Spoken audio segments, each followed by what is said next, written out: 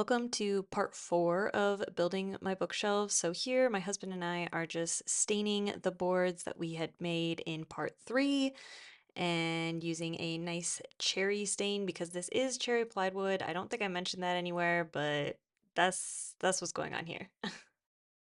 Trippy, the shelves are the same color as you. Look at that.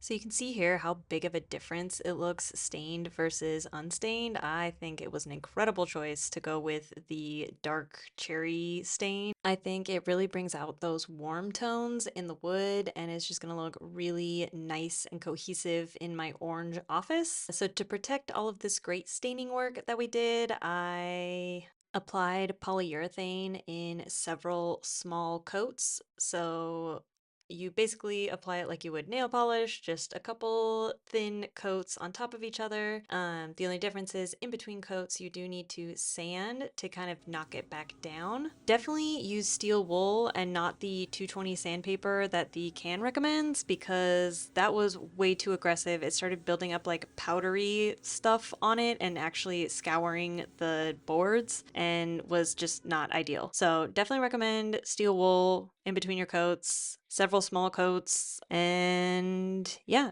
it's not that bad. It's just a ton of menial repetitive work. So almost done with this final like sealing step. You can see on this one, it's like super shiny. This is the side we did first and we did 3 coats on it. We did this side second and only got 2 coats on it before we ran out. So we're gonna have to run out and grab more polyurethane. But you can just see like this one's like super shiny. You can't like feel it, but it feels like very glossy. Like this is giving like bowling alley lane and this is giving like not quite finished piece of wood. I mean, it doesn't look bad, but I do think like having a thicker polyurethane coat is going to be more protective. The books are going to slide easier on it.